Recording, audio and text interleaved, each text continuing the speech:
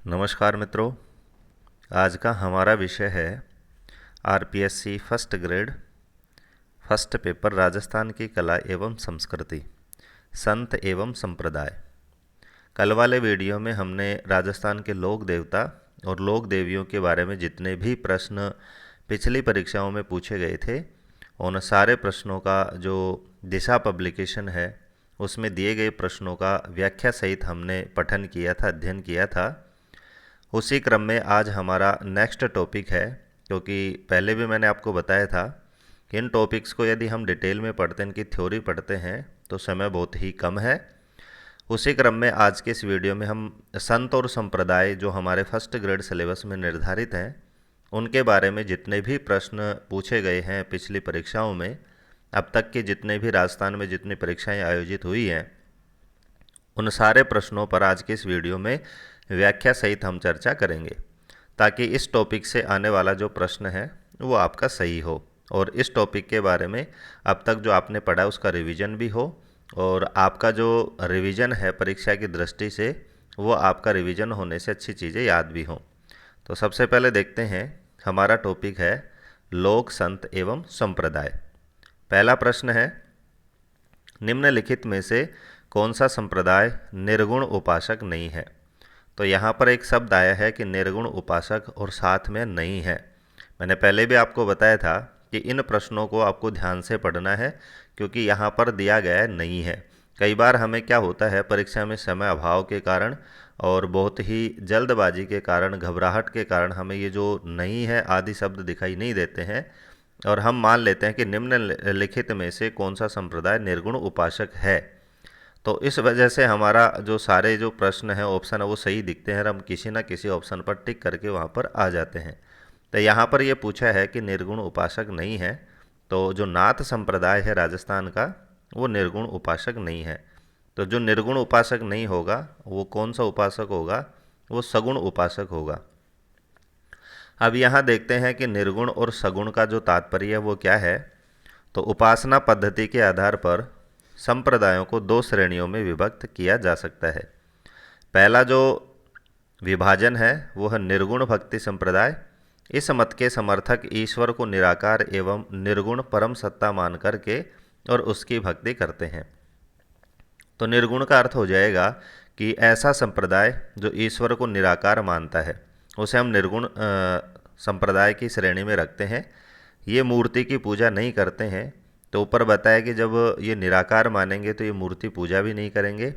और इसमें मुख्यतः जो संप्रदाय आते हैं, जो सबसे इम्पोर्टेंट चीज़ है वो यही है कि इसमें आने वाले संप्रदायों को आपको याद रखना है। तो हम देखते हैं कि निर्गुण उपासक पद्धति वाले संप्रदाय कौन कौन से हैं। तो इनमें विष्णुई समाज है, जसनाथी संप्रदाय है, दादूपंथी है, परनामी है, रामस्नेही है, निरंजनी है, लालदासी संप्रदाय है और कबीरपंथी संप्रदाय। तो मेन चीज़ जो आपको याद रखनी है, इम्पोर्टेंट चीज़ वो यही है कि कौन कौन से संप्रदाय निर्गुण धारा की पद्धति का उपासना करते हैं। अब हम देखते हैं कि सगुण संप्रदाय कौन से हैं। तो इसमें ईश्वर को सर्वस्व मान करके और ईश्वर के मूर्त रूप की पूजा आराधना की जाती है। इसमें रामानुज या रामावत संप्रदाय है, रामानंदी संप्रदाय है, निम्बार्क संप्रदाय है, वल्लभ संप्रदाय है, गौड़ीय संप्रदाय है, नाथ संप्रदाय है। जो हमारा प्रश्न पूछा गया था कि निर्गुण उपासक पद्धति कौन से संप्रदाय के द्वारा नहीं मानी जाती है, तो नाथ जो संप्रदाय है वो सगुण संप्रदाय से रिलेटेड है। पाशुपत है, निष्कलंकी है, मीरा दासी संप्रदाय है, चरण दासी संप्रदाय है। तो ये सारे के सारे जो संप्रदाय हैं वे सगुण धारा के संप्रदाय हैं। तो मोस्ट जो चीज़ मैंने आपको बताई वो यही है कि आपको जो चीज़ याद रखनी है वो यही है कि कौन सा संप्रदाय सगुण धारा से रिलेटेड है और कौन सा संप्रदाय निर्गुण धारा से रिलेटेड है। नेक्स्ट हमारा प्रश्न है कि निम्नलिखित में से कौन सा संप्रदाय निर्गुण भक्ति संप्रदाय नहीं है। तो वापस देखो, नहीं शब्द से ही प्रश्न पूछा गया है कि चार यहाँ पर संप्रदाय है, तो आपको वो बताना है जो निर्गुण भक्ति से रिलेटेड नहीं है। तो इसका मतलब है कि तीन जो संप्रदाय हैं ऑप्शन में वो निर्गुण भक्ति से रिलेटेड हैं और एक संप्रदाय सगुण भक्ति से रिलेटेड है। तो ऊपर मैंने आपको पहले ही बता दिया था कि प्रमुख जो प्रश्न अब तक पूछे गए हैं वो यही पूछे गए हैं कि कौन सा संप्रदाय निर्गुण संप्रदाय है और कौन सा सगुण भक्ति से संबंधित संप्रदाय है। तो इस प्रश्न का आंसर हो जाएगा रामदासी, क्योंकि ऊपर हमने पढ़ा है कि जो रामदासी संप्रदाय है वो सगुण धारा के उपासकों में उसको गिना जाता है। नेक्स्ट हमारा प्रश्न है, सापरा जो भीलवाड़ा में स्थित है जिस संप्रदाय की पीठ स्थित है वह है। तो सापरा में कौन से संप्रदाय की पीठ स्थापित की गई है? ये प्रश्न 2009 में पूछा गया था आरएएस प्री में, और आरएएस प्री में 93 में भी ये प्रश्न पूछा गया था। तो इस प्रश्न का जो सही आंसर हो जाएगा वो होगा रामस्नेही संप्रदाय।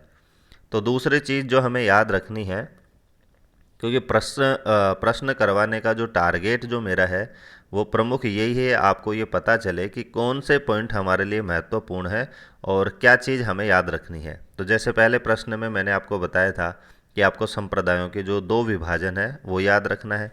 यहाँ से जो चीज़ नई निकल कर आती है वो यही है कि दूसरी चीज़ हमें हर कोई भी परीक्षा हो, चाहे वो फर्स्ट ग्रेड हो, चाहे हम दूसरा एग्ज़ाम कोई दे रहे हों, तो उसमें ये याद रखना है कि कौन से संप्रदाय की पीठ कहाँ पर है। तो जैसे यहाँ पर ये पूछ लिया है कि सापरा में कौन से संप्रदाय की पीठ है, तो इसी तरह से जितने भी जो संप्रदाय ऊपर हमने पढ़े हैं, रामानंदी है, रामस्नेही है, वल्लभ संप्रदाय है, मीरादासी संप्रदाय है, लालदासी है, तो सबकी हमें पीठ भी याद रखनी है। जैसे इसकी हम व्याख्या देखते हैं तो प्रधान पीठ सापरा भीलवाड़ा और इसके जो संस्थापक है तो वो भी हमें याद रखना है। तो रामस्नेही संप्रदाय जो है सापरा भीलवाड़ा में, उसके संस्थापक है रामचरण जी। रामचरण जी का जो जन्म है वो टोंक में डिग्गी का सोडा ग्राम में इनका जन्म हुआ था। और रामस्नेही संप्रदाय की अन्य शाखाएं और संस्थापकों की बात करें तो रैण शाखा और इसके संस्थापक है संत दरियाव जी। दूसरी शाखा है सिंहस्थल शाखा, इसके संस्थापक है हरि रामदास जी। तीसरी जो रामस्नेही संप्रदाय की शाखा है वह खेड़ापा शाखा, जिसके संस्थापक है संत रामदास जी। तो यहाँ पर आपने देखा कि रामस्नेही संप्रदाय के साथ साथ हमें इनकी जो संस्थापक रहे हैं और जो शाखाएं रही हैं वो भी हमें याद रखनी है। तो रामस्नेही संप्रदाय की प्रमुख शाखा है सापरा, उसके बाद है रैण, उसके बाद है सिंगथल और उसके बाद है खेड़ापा। तो यहाँ से कोई सा भी प्रश्न आपकी परीक्षा में पूछा जा सकता है कि रामस्नेही संप्रदाय की सिंगथल शाखा के संस्थापक कौन है। तो इसी तरह सारी शाखाओं के संस्थापकों के नाम आपको याद रखना है। नेक्स्ट हमारा क्वेश्चन है कि रामस्नेही संप्रदाय की सापरा शाखा के संस्थापक कौन थे। तो ऊपर हमने पढ़ाई है, तो रामचरण जी सापरा जो शाखा है उसके संस्थापक रहे हैं। नेक्स्ट हमारा क्वेश्चन है, रामस्नेही संप्रदाय की प्रमुख पीठ की गद्दी कहाँ पर है। तो ये भी उसी में से प्रश्न है। ये प्रश्न बहुत बार पूछा गया था और मैंने आपको बताया भी था दूसरे क्वेश्चन में कि जितने भी संप्रदाय हैं, न केवल रामस्नेही संप्रदाय बल्कि जितने भी संप्रदाय हैं जो राजस्थान में प्रचलित हैं, उनकी प्रमुख पीठ आपको अवश्य याद रखनी है। तो ये देख सकते हैं बहुत सारे एग्जामों में इस प्रश्न को पूछा गया था। तो इस प्रश्न का आंसर भी हम पढ़ चुके हैं। चौथा ऑप्शन हमारा सही हो जाएगा कि रामस्नेही संप्रदाय की जो प्रमुख पीठ है, प्रमुख गद्दी है, वो सापरा भीलवाड़ा में है। नेक्स्ट हमारा क्वेश्चन है, संत दरियाव जी रामस्नेही संप्रदाय की किस शाखा के प्रवर्तक थे। ये भी देख सकते हैं 2-3 एग्जाम्स में इस प्रश्न को पूछा गया है और इसकी व्याख्या हम देख चुके हैं कि रामस्नेही संप्रदाय की जो अनेक शाखाएं हैं उनके संस्थापक कौन कौन रहे हैं। तो यहाँ पर दरियाव जी की बात कर रहे हैं, तो दरियाव जी कौन सी शाखा के संस्थापक रहे हैं। तो इसका आंसर हो जाएगा रैण शाखा के संस्थापक रहे हैं, क्योंकि अभी हमने देखा था शाखा में कि रैण शाखा के जो संस्थापक थे वो थे संत दरियाव जी। नेक्स्ट हमारा क्वेश्चन है कि रामस्नेही संप्रदाय के रैण शाखा के प्रवर्तक थे। तो देखो उसी प्रश्न को घुमा के यहाँ पर पूछा गया है। ऊपर वाले प्रश्न में पूछा था कि संत दरियाव जी कौन सी शाखा के संस्थापक थे, तो उसका हमारा आंसर था रैण शाखा। यहाँ पर पूछा रैण शाखा के प्रवर्तक कौन थे, तो इसका आंसर वापस हो जाएगा संत दरियाव जी। नेक्स्ट हमारा क्वेश्चन है, सुमेलित कीजिए। तो एक तरफ रामस्नेही संप्रदाय की शाखाएं हैं और दूसरी तरफ हमारे प्रवर्तक हैं। तो हमने अभी पढ़ाई है, तो यहाँ पर देखेंगे कि सापरा के संत रामचरण जी हमने पढ़ा है, रैण के संत दरियाव जी हमने पढ़ा है। तो इस तरह से आपके एक या दो भी यदि मैच हो जाते हैं तो आपका जो आंसर है वो बिल्कुल सही हो जाता है। तो यहाँ पर हम देखेंगे कि डी ऑप्शन में हमारा एक कहाँ पर है। तो मैंने आपको बताया था यदि दो ऑप्शन भी आपके मैच हो रहे हैं तो आपका जो आंसर है वो निकल कर आ सकता है। तो यहाँ पर साफरा आपने देखा ऊपर डी में 1 है और दूसरा हमने देखा बी में 4 है। तो हमारा जो दूसरा ऑप्शन है वो हमारा बिल्कुल सही है, क्योंकि देख सकते हैं बी में हमारा 4 है और डी में हमारे रामचरण जी 1 है।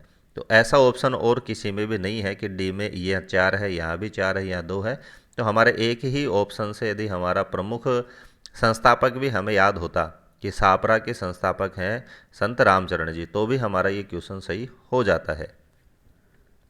नेक्स्ट हमारा प्रश्न है कि रामस्नेही संप्रदाय की सिंगथल शाखा के प्रवर्तक कौन है। तो यहाँ देख सकते हैं अभी तक हमारे जो क्वेश्चन चले आ रहे हैं वो रामस्नेही संप्रदाय से रिलेटेड हैं। सारी जो शाखाएं हैं उनके संस्थापकों भी प्रश्न परीक्षाओं में पूछे गए हैं। और ये करंट ही अभी जो असिस्टेंट स्टैटिस्टिकल ऑफिसर की जो एग्ज़ाम हुई है 8 जुलाई को, उसी में ये प्रश्न पूछा गया है। तो इस प्रश्न का हमारा जवाब हो जाएगा हरिराम दास जी। नेक्स्ट हमारा क्वेश्चन है रामस्नेही संप्रदाय के संस्थापक संत रामचरण कहाँ पैदा हुए थे। तो ऊपर हमने व्याख्या में भी देखा था।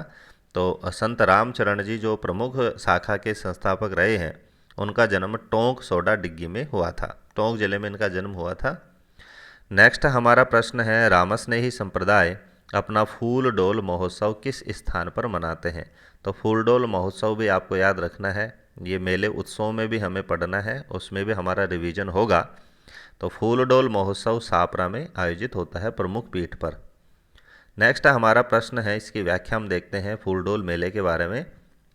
भीलवाड़ा के सापरा में होली के दूसरे दिन, तो यहाँ पर नई चीज़ हमें निकल कर आती है कि फूल डोल उत्सव का आयोजन कब किया जाता है। तो जो होली उत्सव है उसके दूसरे दिन इस उत्सव का आयोजन होता है।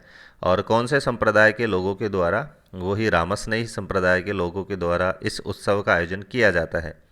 प्रसिद्ध जो फूलडोल महोत्सव है उसका आयोजन कब किया जाता है, तो भी हमें याद रखना है चैत्र कृष्ण प्रतिपदा से पंचमी तक, यानी ये 5 दिनों तक इस मेले का, इस महोत्सव का आयोजन होता है। तो फूलडोल मेले से संबंधित जितने भी तथ्य थे सारे के सारे इस व्याख्या में हमें बता दिए गए हैं। नेक्स्ट हमारा क्वेश्चन है फूलडोल महोत्सव मनाया जाता है, तो रामस्नेही संप्रदाय के द्वारा ये महोत्सव मनाया जाता है, व्याख्या में हमने देखा है। नेक्स्ट हमारा क्वेश्चन है सापरा का फूलडोल मेला किस महीने में आयोजित किया जाता है। तो ये भी हमने व्याख्या में देखा, चैत्र महीने में इसका आयोजन होता है। पर्यावरण चेतना जैसी आधुनिक शब्दावली का महत्व बहुत पहले ही किस संत ने जान लिया था।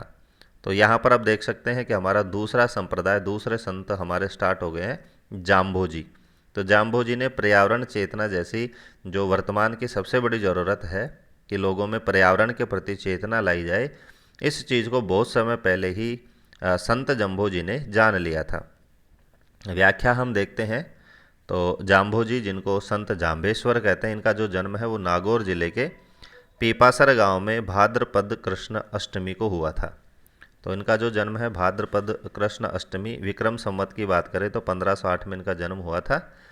कौन से गोत्र में हुआ था, पंवार वंशीय राजपूत लोहट और हंसा देवी के यहाँ हुआ था। तो इनके पिता का नाम लोहट जी था और माता का नाम हंसा देवी था। इनके गुरु गोरखनाथ थे जम्बो जी के, और पर्यावरण वैज्ञानिक या हरे वृक्षों की रक्षा गहला उपनाम से प्रसिद्ध थे। तो संत जम्भो जी का उपनाम यदि पूछा जाए तो इनका उपनाम था गहला। श्री कृष्ण के अवतार इनको इनके अनुयायी मानते हैं और इन्होंने जाम्ब सागर, जम्ब संहिता, विष्णोही धर्म प्रकाश, जम्बवाणी आदि ग्रंथों की रचना की है। तो यहाँ से जो चीज़ हमें नेक्स्ट चीज़ याद रखनी है, उनकी रचनाएं भी याद रखनी है। और इनके ग्रंथ जाम्ब सागर में 29 उपदेशों तथा 120 शब्दों का संग्रह है। लालासर गांव में इनका निधन हुआ था। तो कितने उपदेश इन्होंने दिए हैं, तो 29 उपदेश इन्होंने दिए हैं। इसीलिए जो लोग 29 उपदेशों को मानते हैं उन्हें विष्णोई कहते हैं, क्योंकि 20 + 9, तो 20 का मतलब है विष और 9 का मतलब नोई, दोनों को मिलाकर ही इस शब्द की उत्पत्ति हुई है विष्णोई। नेक्स्ट हमारा क्वेश्चन है संत जाम्भोजी का जन्म स्थान कौन से जिले में है। अभी ऊपर हमने पढ़ा है व्याख्या में, नागौर में संत जाम्भोजी का जन्म हुआ था। नेक्स्ट क्वेश्चन है निम्न में से किसे गुरु गोरखनाथ से दीक्षा ली थी। ये भी हमने पढ़ा है, जाम्भोजी के गुरु थे गोरखनाथ। नेक्स्ट हमारा प्रश्न है कि किस लोक देवता के माता पिता का नाम हंसा देवी और लोहड़ जी था। ये भी हमने व्याख्या में पढ़ा है, तो इसका आंसर हो जाएगा ऑप्शन नंबर 4 जम्भोजी। तो जो व्याख्या है वो हमारे इतने काम की है कि उसमें सारे जो फैक्ट हैं, चाहे वो पिछले परीक्षाओं में पूछे गए प्रश्नों से संबंधित हो या फिर आगे की परीक्षाओं में उनसे संबंधित प्रश्न पूछा जाए, तो जो ये प्रश्न यदि हमने एक बार देख लिया, अच्छी तरह से इनका रिवीजन कर लिया, तो हमारा प्रश्न लोक देवताओं से, लोक देवियों से और राजस्थान के संत से यदि आता है, तो हमारा जो क्वेश्चन है वो बिल्कुल 100% सही होने के जो चांस है वो बढ़ जाते हैं।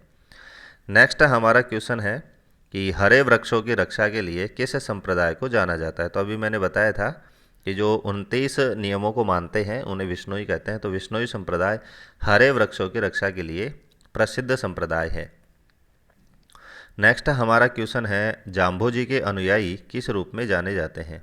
तो इनके जो अनुयायी हैं वो विश्नोई के रूप में जाने जाते हैं। व्याख्या में देखें तो जाम्भोजी ने 1485 ईस्वी में बीकानेर के संबाथल धोरा नामक स्थान पर विश्नोई संप्रदाय की स्थापना की। एक ही लाइन में हमारे 3-4 क्वेश्चन यहाँ से अटैम्प्ट हो रहे हैं कि जाम्भोजी ने विश्नोई संप्रदाय की स्थापना कब करी, 1485 ईस्वी में। कहाँ करी? बीकानेर के संबाथल धोरा नामक स्थान पर करी। कौन से संप्रदाय की स्थापना करी? विश्नोई संप्रदाय की। तो यहाँ से मैंने पहले भी बताया था कि विश्नोई संप्रदाय के संस्थापक कौन है? संत जाम्भोजी। 29 नियमों पर आधारित होने के कारण इस संप्रदाय को विश्नोई संप्रदाय कहते हैं। नेक्स्ट हमारा क्वेश्चन है जाम्भोजी ने संबाथल धोरा बीकानेर में विश्नोई संप्रदाय की स्थापना की।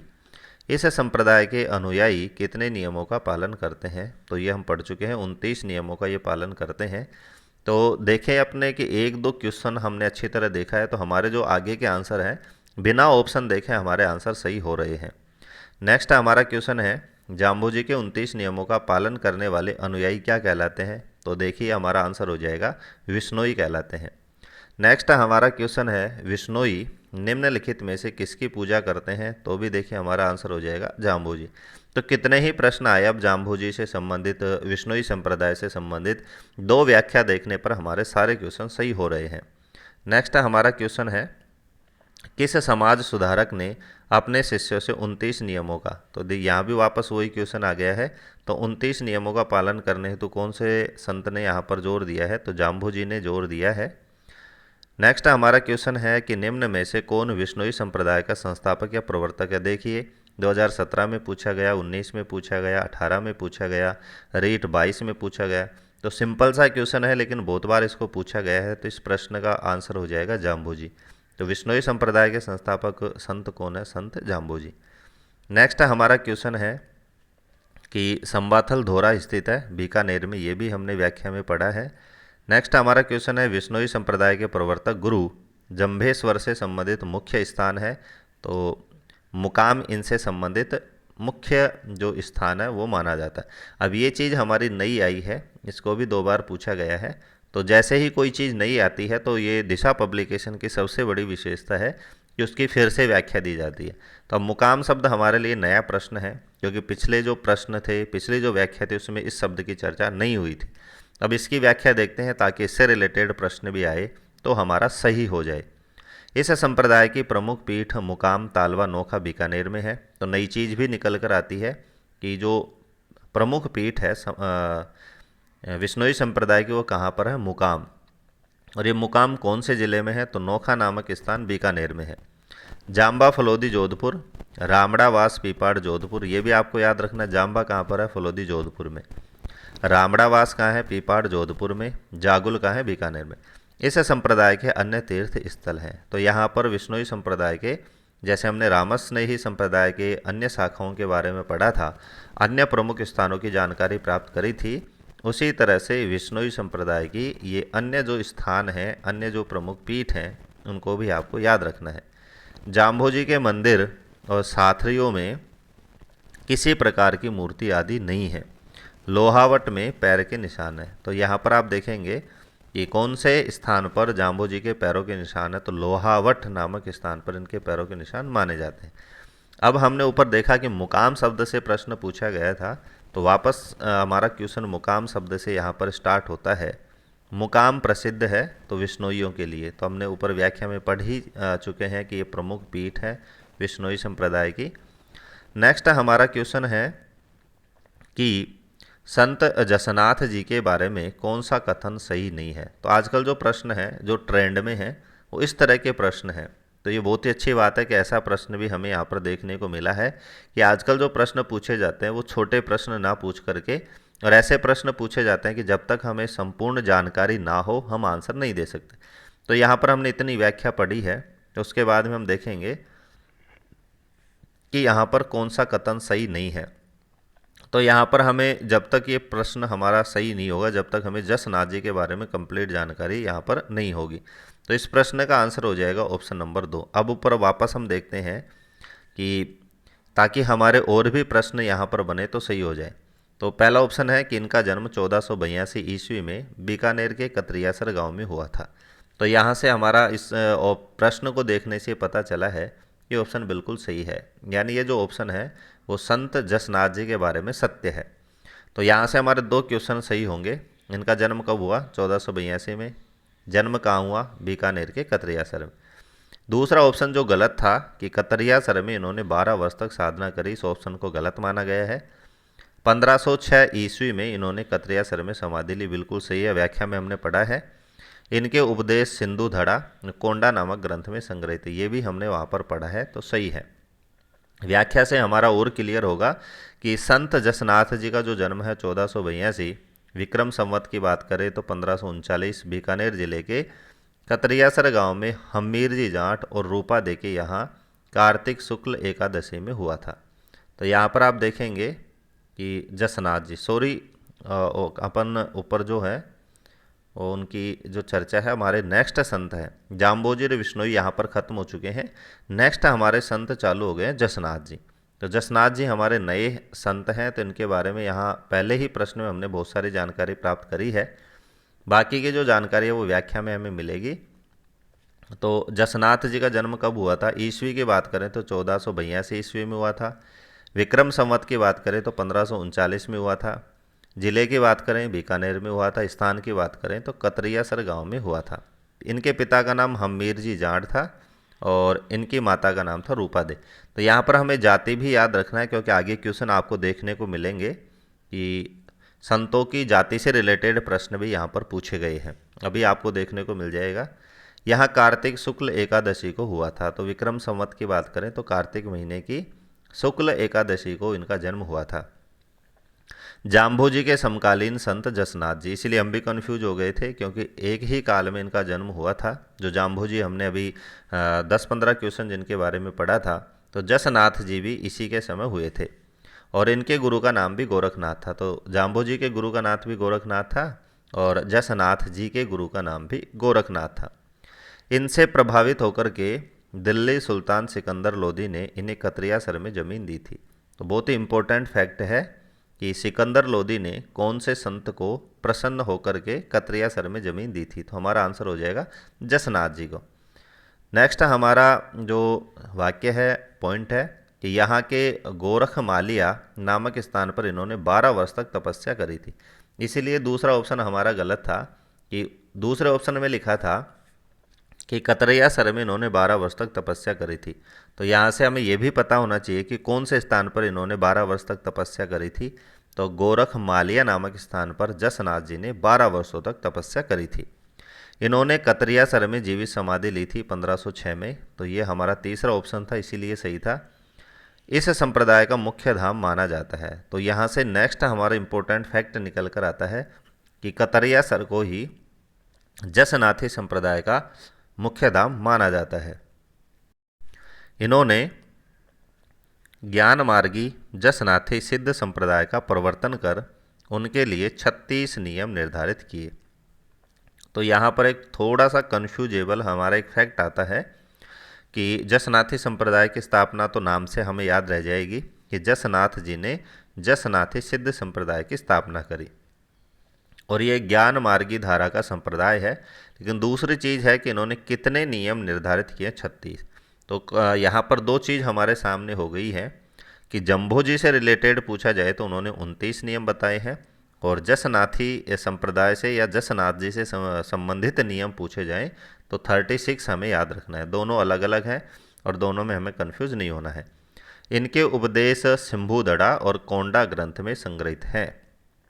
तो ये भी हमें याद रखना है कि इनके जो ग्रंथ हैं जिसमें इनके उपदेश संग्रहित है वो भी नाम ऑप्शन में हमें दिए गए थे। तो यहाँ से जितनी चीज़ें हमने व्याख्या में पढ़ी है उसकी लगभग आधी चीज़ें हमने प्रश्न में ही पढ़ ली थी, क्योंकि 3 जो ऑप्शन है वो बिल्कुल इनसे संबंधित थे, एक ऑप्शन इनसे संबंधित नहीं था। नेक्स्ट हमारा क्वेश्चन है जसनाथी संप्रदाय की स्थापना किसने करी। तो अब देख सकते हैं कि व्याख्या हमने पढ़ ली है तो हमारे सारे क्वेश्चन सही होंगे। अब यहाँ पर पहला ऑप्शन है लालदास जी, दूसरा प्राणनाथ जी, तीसरा हरिदास जी और चौथा नाथ मुनि। यहाँ पर जसनाथी संप्रदाय के जो संस्थापक हैं जसनाथ जी, उनका नाम ही नहीं आया है। और ये प्रश्न जैन डिप्लोमा TSP एग्ज़ाम 2016 में पूछा गया था। तो आप देख सकते हैं कि पेपर सेटर भी कई बार उनसे भी कितनी बड़ी गलतियां हो जाती हैं। ये ऑप्शन तो डाल दिए लेकिन ऑप्शन में ये आंसर ही नहीं है, इसीलिए इस प्रश्न को डिलीट किया गया था। स्टार का मतलब होता है डिलीट, क्योंकि संप्रदाय तो दे दिया लेकिन उनके संस्थापक यहाँ पर सही ऑप्शन में नहीं था। नेक्स्ट हमारा क्वेश्चन है सिंभुदड़ा और कोंडा ग्रंथों में किस संप्रदाय के उपदेश हैं। तो अभी हमने पढ़ा है जसनाथी संप्रदाय के उपदेश संग्रहित हैं। नेक्स्ट हमारा क्वेश्चन है कि जसनाथी संप्रदाय की उत्पत्ति किस रियासती राज्य में हुई थी। तो यहाँ भी हमने देखा है कतरियासर बीकानेर में इस संप्रदाय की उत्पत्ति हुई थी, प्रमुख पीठ है। जसनाथी संप्रदाय के नियमों की संख्या हमने पढ़ी है 36 और 29 है विष्णोई संप्रदाय की। निम्नलिखित में से कौन सा जसनाथी संप्रदाय का मुख्य केंद्र नहीं है। व्याख्या में हमने 3-4 केंद्र पढ़े हैं, तो यहाँ से जो दूसरा ऑप्शन है कतरियासर वो जसनाथी संप्रदाय का मुख्य केंद्र है। तो यहाँ पर जो 3-4 केंद्रों में एक हमें मुख्य मानना है। तो मुख्य केंद्र अभी हमने पढ़ा है कतरियासर में मुख्य केंद्र है। राजस्थान के कौन से प्रसिद्ध संत बीकानेर में कतरियासर से संबंधित हैं। तो वापस कतरियासर बीकानेर का नाम आ गया है, तो सिद्ध जसनाथ जी कतरियासर से संबंधित हैं। नेक्स्ट क्वेश्चन है लिख मादेसर, पूनरासर, मालासर किस संप्रदाय की उपपीठें हैं।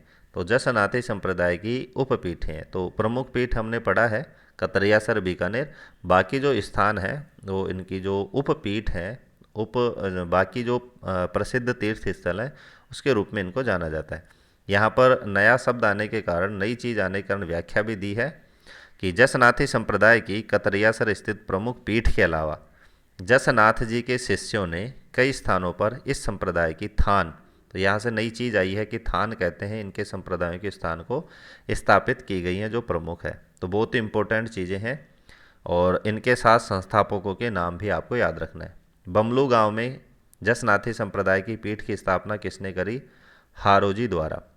लीख मादेसर में किसने करी। हांसोजी द्वारा। पूनरासर में हालोजी पालोजी द्वारा। मालासर में टोडरजी द्वारा। पांचला गांव में बोयत जी द्वारा। इन पीठों की गद्दी पर बैठने वाले प्रमुख संत क्या कहलाते हैं। सिद्ध। तो इसीलिए आपने देखा होगा कि जसनाथी संप्रदाय के आगे सिद्ध शब्द लगा हुआ है कि सिद्ध जसनाथी संप्रदाय की स्थापना किसने करी। जसनाथ जी ने। तो सिद्ध शब्द से भी आपको याद रखना है कि सिद्ध शब्द भी कौन से संप्रदाय के आगे लगता है। जसनाथी संप्रदाय के आगे सिद्ध शब्द को लगाया जाता है।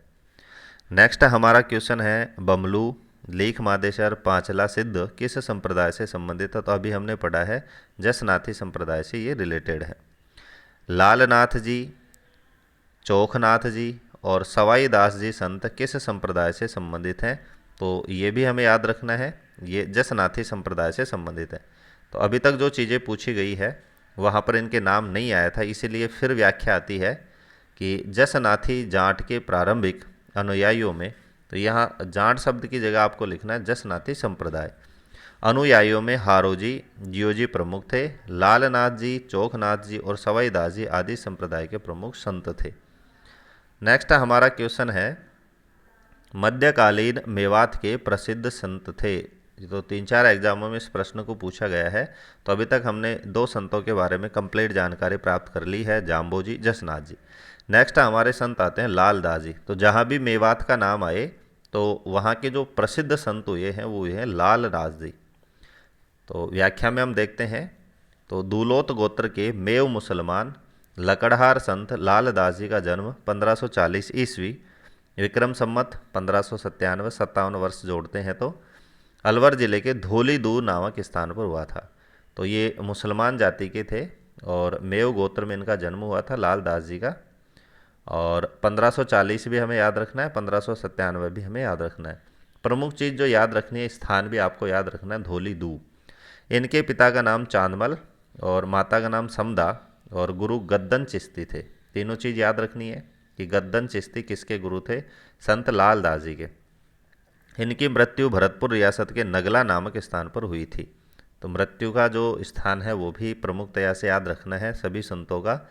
तथा इनकी जो समाधि है वो शेरपुर अलवर में है। गद्दन चिश्ती की प्रेरणा से लाल दासी संप्रदाय की स्थापना करी थी। तो संत लाल दास जी ने अपने ही नाम से लाल दासी संप्रदाय की स्थापना करी है, जिसके प्रधान पीठ नगला भरतपुर में है। अलवर भरतपुर जिले की मेव जाति इनकी अधिक मान्यता है। दो ही जिलों में इनकी प्रमुखता से इनकी मान्यता है, अलवर और भरतपुर, क्योंकि जो मेव जाति है वो दो ही जिलों में बहुतायत से पाई जाती है। सांप्रदायिक सद्भावना के प्रतीक लाल दास जी मुसलमान होते हुए भी राम भक्त थे। तो यहाँ से बहुत बड़ी बात निकल कर आती है कि मुसलमान होते हुए भी ये राम भक्त थे। इन्होंने ईश्वर ब्रह्मा को राम नाम से पुकारा है। अब सारी व्याख्या हमने देखी है, तो हमारे 3-4 जो क्वेश्चन है जो पूछे गए थे इस व्याख्या से सही होंगे। हमारा नेक्स्ट क्वेश्चन है, निम्नलिखित में से किस संप्रदाय के अनुयायी मेव हैं। तो मैंने कहा था मेव शब्द आते ही आपको लाल दास और लाल दासी शब्द याद रखना है। तो हमारा तीसरा ऑप्शन हमारा बिल्कुल सही होगा। 2020 में इस क्वेश्चन को पूछा गया था। नेक्स्ट हमारा क्वेश्चन है, निम्नलिखित में से कौन सा वैष्णव संप्रदाय नहीं है। तो यहाँ से चौथा हमारा जो आंसर हो जाएगा, लाल दासी जो संप्रदाय है वो रामानंदी संप्रदाय है, वैष्णव संप्रदाय वो नहीं है। बाकी जो निम्बार्क संप्रदाय है, वल्लभ संप्रदाय है, निष्कलंक संप्रदाय, ये वैष्णव संप्रदाय है, क्योंकि सारे के सारे भगवान श्री कृष्ण की पूजा करते हैं।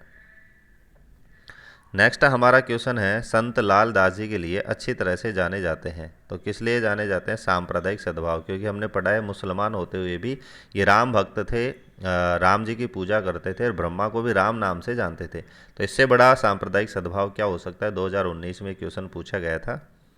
नेक्स्ट हमारा क्वेश्चन है, निम्नलिखित संतों में से कौन जन्म से मुसलमान थे। तो लाल दास जी जन्म से ही मुसलमान थे, 2-3 बार ये क्वेश्चन पूछा गया है। धौलीदू ग्राम किस संप्रदाय से संबंधित है, ये भी हमने देखा था कि लाल दास जी का जन्म अलवर जिले के धौलीदू नामक स्थान पर हुआ था। तो हमारा आंसर हो जाएगा लाल दासी संप्रदाय।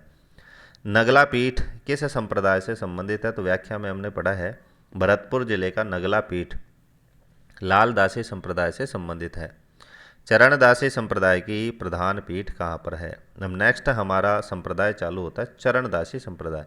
तो चरणदासी संप्रदाय की प्रधान पीठ दिल्ली में है। व्याख्या हम देखते हैं कि इसकी स्थापना किसने कर दी, संत चरणदास जी ने। तो प्रमुख जो संप्रदायों की विशेषता है जो यही है कि लगभग इन्होंने जो संप्रदाय बनाए हैं वो अपने ही नाम पर बनाए हैं। जैसे लाल दास जी ने बनाया लाल दासी संप्रदाय, जसनाथ जी ने बनाया जसनाथी संप्रदाय, इसी तरह चरणदास जी ने बनाया चरणदासी संप्रदाय।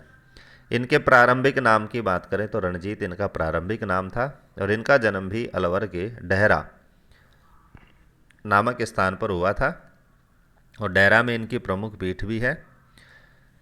भाद्रपद शुक्ला तृतीया विक्रम संमत 1760 को मुरलीधर व कुंजो देवी के यहाँ हुआ था। तो पिता का नाम मुरलीधर चरणदास जी के और माता का नाम कुंजो था।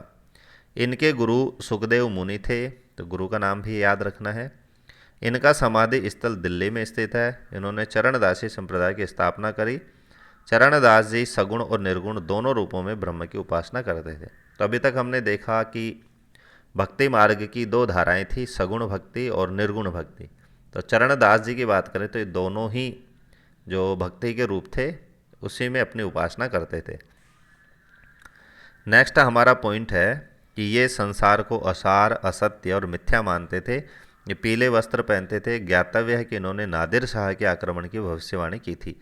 इम्पोर्टेंट क्वेश्चन है कि कौन से संत ने नादिर शाह के आक्रमण की भविष्यवाणी करी थी। तो हमारा यहाँ पर आंसर होगा चरणदास जी ने। दयाबाई, सहजोबाई इनकी प्रमुख शिष्याएँ थी। तो प्रश्न पूछा भी गया है, तो याद रखना है कि दयाबाई और सहजोबाई कौन से संत की शिष्याएँ थी। तो चरणदास जी की शिष्याएँ थी। मुख्यतः चरणदासी संप्रदाय का मेवात क्षेत्र और दिल्ली में प्रभाव है।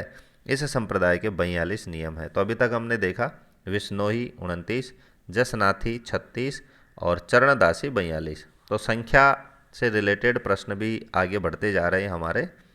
अब यहाँ से नेक्स्ट क्वेश्चन है, नारी संत दयाबाई किसकी शिष्या थी? तो व्याख्या में हमने देखा दयाबाई सहजोबाई, तो किसकी शिष्या थी? तो संत चरणदास जी की शिष्या थी। नेक्स्ट हमारा क्वेश्चन है, सहजोबाई का गुरु कौन था? तो दूसरी जो महिला संत थी वो भी यहाँ पर आ गई है। तो दयाबाई का पूछ लिया गया था, सहजोबाई का 2018 में क्वेश्चन पूछा था। तो इसका आंसर हो जाएगा चरणदास जी, क्योंकि दोनों के गुरु चरणदास जी थे। नेक्स्ट क्वेश्चन दोनों से भी पूछा गया है कि दयाबाई और सहजोबाई का संबंध किस संप्रदाय से रहा है? तो चरणदासी संप्रदाय से दोनों का संबंध रहा है। निम्न में से कौन दादू के शिष्य नहीं थे? हमारे नेक्स्ट जो संत चालू होते हैं दादू, तो यहाँ से इनके शिष्य नहीं हैं, तो 3 इनके शिष्य हैं और 1 इनका शिष्य नहीं है। तो यहाँ से हमने देखा कि जो दयाबाई है वो चरणदास जी की शिष्य है, न कि दादू जी की। बाकी के जो शिष्य हैं रज्जब जी हैं, सुंदरदास जी हैं, जन गोपाल हैं, जो संत दादू के शिष्य हैं। राजस्थान में वल्लभ संप्रदाय का प्रमुख धार्मिक स्थल कहाँ पर है? तो नाथ द्वारा में प्रमुख स्थल है। कौन से संप्रदाय का? वल्लभ संप्रदाय का। तो हम व्याख्या देखते हैं वल्लभ संप्रदाय से संबंधित कि वल्लभ संप्रदाय के प्रवर्तक वल्लभाचार्य माने जाते हैं। तो ऊपर मैंने बताया था कि नाम से ही हमें याद रह जाएंगे। तो वल्लभ संप्रदाय किसके द्वारा स्थापित किया गया था? वल्लभाचार्य के द्वारा। इसके प्रधान पीठ राजसमंद जिले के नाथ द्वारा में है। तो वल्लभ संप्रदाय की प्रमुख पीठ नाथ द्वारा राजसमंद में है। यहाँ भगवान कृष्ण के विविध स्वरूपों की सेवा की जाती है। इस सेवा पद्धति में 7 प्रकार के दर्शन होते हैं। पहला है मंगला, दूसरा ग्वाल, राजभोग, उत्थापन, भोग, आरती और शयन। तो भगवान के जो 8 रूप हैं उसके 8 रूपों में यहाँ पर दर्शन करवाए जाते हैं, पूजा पद्धति को अपनाया जाता है। 7 रंगी ध्वजाएं हैं। वल्लभ संप्रदाय के मंदिर को हवेली और दर्शन को झांकी कहते हैं। ईश्वर की कृपा को पुष्टि कहा जाता है। तो तीनों शब्द याद रखना है कि जो मंदिर है उसको हवेली कहेंगे, और जो दर्शन है उसको झांकी कहेंगे, और जो ईश्वर की कृपा उसको पुष्टि कहेंगे। वल्लभाचार्य के पुत्र और उत्तराधिकार विट्ठल नाथ ने अष्टछाप कवि मंडली का गठन किया। पूछा गया प्रश्न है कि अष्टछाप कवि मंडली का गठन किसके द्वारा किया गया था? विट्ठल नाथ जी के द्वारा। नेक्स्ट हमारा प्रश्न है, नाथ द्वारा में किस संप्रदाय की प्रमुख पीठ है? तो अभी हमने पढ़ा है वल्लभ संप्रदाय की पीठ है। सुमेलित हमें करना है कि द्वारकाधीश मंदिर कहाँ है, श्रीनाथ जी का मंदिर कहाँ है, मथुराधीश का मंदिर कहाँ है, और गोविंद देव जी का मंदिर कहाँ है। तो यहाँ पर हम देखेंगे कि गोविंद देव जी हमारे जयपुर में है, और बाकी हम एक ऑप्शन से देखते हैं कि डी में 3 कौन सा है। तो डी में हम 3 वाला मैंने पहले भी आपको बताया था कि कई बार हमारे बहुत ही आसानी से क्वेश्चन सही हो जाते हैं। तो डी में 3 हमारा पहला ऑप्शन सही है। तो ए में हम 4 देखते हैं। तो ए में 4 की बात करें तो द्वारकाधीश मंदिर कहाँ पर है? कांकरोली में। बी में हम 2 देखते हैं, तो श्रीनाथ जी का मंदिर है नाथ द्वारा में। उसके बाद हम देखते हैं कि सी में हमारा 1 है, तो मथुराधीश का मंदिर कहाँ है? कोटा में। तो 1 या 2 मिल जाने से हमारा जो आंसर है वो बिल्कुल निकल कर आ जाता है।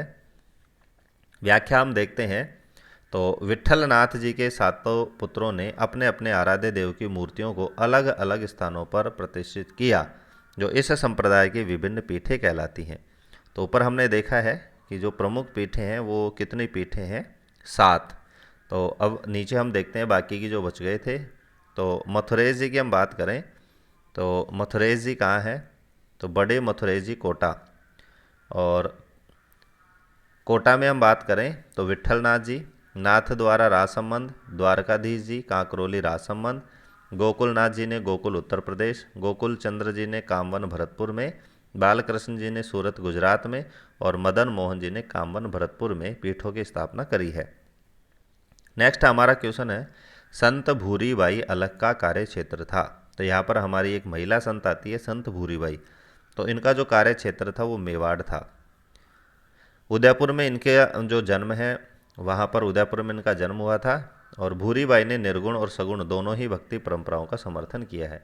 तो जिस तरह से चरणदास जी ने दोनों भक्ति परंपराओं का समर्थन किया है, उसी तरह से भूरीबाई ने भी निर्गुण और सगुण दोनों भक्ति मार्गों का समर्थन किया है। नेक्स्ट हमारा क्वेश्चन है मीराबाई के पिता का क्या नाम था। तो रत्न सिंह इनके पिता का नाम था और ये 2008 में प्रश्न पूछा गया था।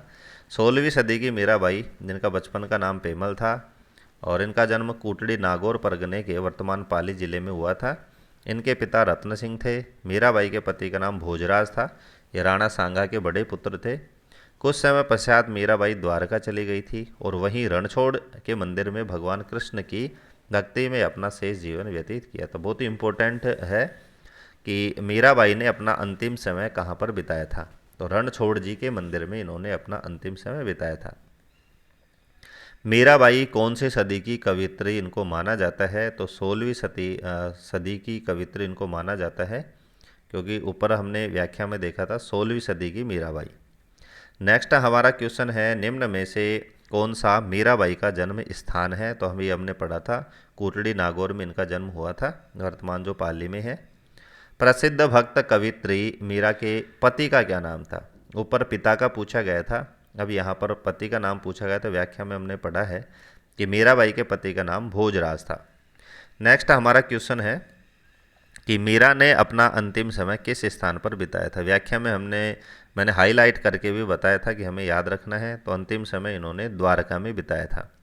संत मीराबाई का जन्म स्थान कुड़की वर्तमान में राजस्थान के किस जिले में है। तो यहाँ पर प्राचीन जिला बताया था नागौर और वर्तमान जिला भी व्याख्या में बताया था। तो कुड़की जो है वर्तमान पाली जिले में स्थित है। दासी मत का संबंध किससे है। तो दासी मत का जो संबंध है वो मीरा के रिलेटेड है। व्याख्या में हम देखते हैं कि मीरा के जो पद हैं वो हरजस कहलाते हैं। शब्द याद रखना है, हर संत से और हर संप्रदाय से रिलेटेड जो भी नया शब्द हमारे यहाँ आ रहा है उसको आप नोट करें और उस पर थोड़ा गौर करें। मीराबाई को राजस्थान की राधा भी कहा जाता है। यद्यपि मीराबाई ने किसी संप्रदाय की स्थापना नहीं की, किंतु कालांतर में उनके जो अनुयायी हैं वो मीरा दासी संप्रदाय के नाम से जाने जाने। तो यहाँ पर हमने एक नई चीज़ हमें जानने को मिली है कि मीराबाई ने स्वयं किसी भी संप्रदाय की स्थापना नहीं करी, लेकिन उनके जो अनुयायी हैं, उनके मत को मानने वाले जो शिष्य हैं वो कौन से संप्रदाय से कहलाए जाते हैं। तो मीरा दासी संप्रदाय के नाम से उनको जाना जाता है। नेक्स्ट हमारा क्वेश्चन है राजस्थान के किस संत द्वारा सत्यभामा जी नुम रुष्णु की रचना की। तो ये रचना का नाम है। तो इसका आंसर हो जाएगा मीराबाई ने सत्यभामा जी नुम रुष्णु की रचना की है। मीराबाई ने गीत गोविंद की टीका, राग गोविंद, पदावली, नरसी जीरो मायरो मीराबाई के निर्देशन में ब्रज भाषा में रत्ना खाते के द्वारा ये लिखित है, नरसी जीरो मायरो। और सत्यभामा जी नु रुष्णु नामक ग्रंथों की रचना की। बहुत ही इंपॉर्टेंट व्याख्या है। रचनाओं से रिलेटेड प्रश्न पूछा जाए तो ये व्याख्या आपके बहुत काम आने वाली है। नेक्स्ट हमारा क्वेश्चन है निम्नलिखित में से कौन सी रचना मीराबाई की है। तो ऊपर हमने रचनाओं में देखा ही है, तो पदावली मीराबाई की रचना है। नेक्स्ट हमारा जो संत है वो है संत पीपा जी। तो संत पीपा के अनुसार मोक्ष का साधन है। तो पीपा जी ने मोक्ष का साधन भक्ति को बताया है। व्याख्या देखते हैं। इनका जन्म 1425 ईस्वी गागरोण में हुआ था और ये रामानंद के शिष्य थे। इन्होंने राजपाट त्याग करके संतों की सेवा की। बाड़मेर के समदड़ी नामक स्थान पर इनका भव्य मंदिर है। इंपॉर्टेंट फैक्ट है कि पीपा जी का भव्य मंदिर कहाँ है। तो बाड़मेर के समदड़ी नामक स्थान पर। पीपा जी ने गागरोण गढ़ का प्रबंध संभालते हुए सुल्तान फिरोज शाह तुगलक को युद्ध में पराजित किया। दूसरा इंपॉर्टेंट क्वेश्चन, संत पीपा जी ने कौन से मुस्लिम शासक को हराया था। फिरोज शाह तुगलक को। दर्जी समुदाय संत पीपा को अपना आराध्य देव। तीसरा इंपॉर्टेंट फैक्ट कि संत पीपा को कौन सा समुदाय अपना आराध्य मानता है। तो दर्जी समुदाय, टेलर जो समुदाय है तो इनका आराध्य मानता है। संत पीपा जी का कहना था भक्ति बिना मुक्ति नहीं, और यहीं से प्रश्न बना था कि मोक्ष का साधन संत पीपा जी ने किसको बताया है, भक्ति को। तो लाइन याद रख सकते हैं, भक्ति बिना मुक्ति नहीं। नेक्स्ट हमारा क्वेश्चन है राजस्थान के किस संत और रामानंद के शिष्य ने अपने राज्य को त्याग कर गुरु मंडली में सम्मिलित हुए। तो यहाँ पर अभी हमने देखा है कि राजपाट त्याग का किसने किया था। तो संत पीपा ने राजपाट का त्याग किया था। नेक्स्ट हमारा क्वेश्चन है कि संत पीपा का जन्म स्थान निम्नलिखित में से कौन सा है। तो संत पीपा जी का जन्म स्थान भी हमने व्याख्या में पढ़ा है। तो गागरोन में इनका जन्म हुआ था। संत पीपा के गुरु थे, तो संत पीपा के गुरु भी हमने व्याख्या में पढ़ा है, तो ये रामानंद के शिष्य थे और 3 बार इस प्रश्न को पूछा गया 19, 14 और 21 में। नेक्स्ट हमारा क्वेश्चन है, एक शासक एवं संत पीपा किस स्थान से संबंधित थे? तो स्थान भी हमने देखा है कि गागरोन से संबंधित संत हमारे कौन से थे, तो संत पीपा का संबंध गागरोन नामक स्थान से रहा है। नेक्स्ट हमारा क्वेश्चन है कि संत पीपा की गुफा कहाँ पर है? तो इसका आंसर हो जाएगा टोडा में। तो टोंक जिले के टोडा नामक स्थान पर संत पीपा की गुफा स्थित है। व्याख्या हम देखते हैं, तो पीपा जी की जो गुफा है वो टोडा ग्राम टोंक, जिसकी मैंने अभी चर्चा करी थी कि टोडा गांव कौन से ज़िले में है? टोंक ज़िले में। पीपा जी की छतरी गागरोन में है। तो गुफा से रिलेटेड प्रश्न पूछे तो गुफा में हमें टोडा गांव टोंक करना है, और यदि पीपा जी की छतरी पूछी जाए तो गागरोन झालावाड़ आपका आंसर होना चाहिए। पीपा जी का मंदिर समदड़ी बाड़मेर में है। तो 3 चीज़ें यहाँ पर निकल कर आई है, गुफा, छतरी और मंदिर। राजस्थान हाई कोर्ट के निर्णय में पीपा जी की गुफा का अंतिम उत्तर टोडा रायसिंह को ही माना जाता है। तो यहाँ पर एक रिट भी लगी थी और उस रिट के अनुसार गुफा का जो अंतिम उत्तर है वो टोडा रायसिंह माना जाता है। नेक्स्ट हमारा क्वेश्चन है, संत धन्ना जी से संबंधित है। ये संत धन्ना का जन्म किस जिले में हुआ था? तो टोंक जिले में संत धन्ना का जन्म हुआ था। ध्रुवन नामक स्थान टोंक में इनका जन्म हुआ था और भक्ति आंदोलन प्रारंभ करने का श्रेय इन्हीं को जाता है। तो टोंक में भक्ति आंदोलन प्रारंभ करने का जो श्रेय है कौन से संत को जाता है? तो संत धन्ना को। नेक्स्ट हमारा क्वेश्चन है, राजस्थान के वे संत कौन हैं जो राजस्थान छोड़कर के बनारस गए और रामानंद के शिष्य बन गए थे? तो संत धन्ना जो थे वो भी रामानंद के शिष्य थे, जैसे संत पीपा भी किसके शिष्य थे? रामानंद के। व्याख्या की हम बात करें तो व्याख्या में दिया गया है कि जाट परिवार में जन्मे धन्ना रामानंद के शिष्य थे जो राजस्थान छोड़ करके कहाँ पर गए थे? बनारस गए थे। नेक्स्ट हमारा क्वेश्चन है कि भक्ति आंदोलन को राजस्थान में फैलाने वाले संत कौन से थे? तो व्याख्या में हमने पढ़ा था कि नेक्स्ट हमारे संत चालू हो जाते हैं दादू। तो भक्ति आंदोलन राजस्थान में फैलाने वाले संत कौन थे? दादू। यहाँ से बहुत ही इंपॉर्टेंट हमारा ये प्रश्न है कि राजस्थान में भक्ति आंदोलन प्रारंभ करने वाले संत कौन है? दादू।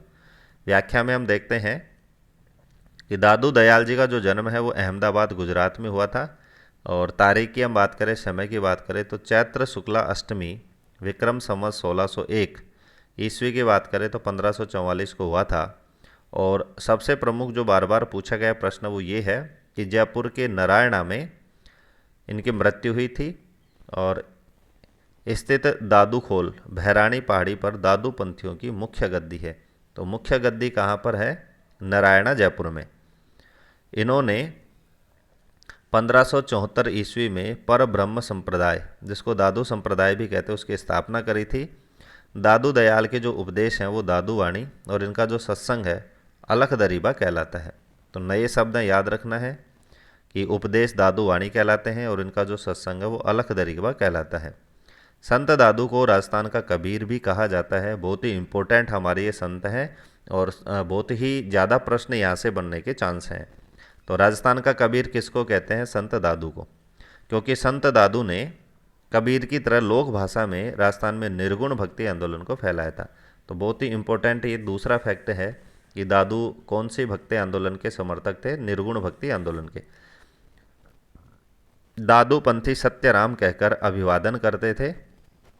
नारायणा जयपुर में दादू ने अपना अंतिम समय बिताया था। ऊपर भी हम पढ़ चुके हैं। इनकी मृत्यु कहाँ हुई थी? नारायणा जयपुर में। और प्रमुख पीठ भी कहाँ है? नारायणा जयपुर में इनकी प्रमुख पीठ है। नेक्स्ट हमारा क्वेश्चन है कि दादू पंथ की मुख्य गद्दी कहाँ है? तो हम पढ़ चुके हैं, नारायणा जयपुर में है।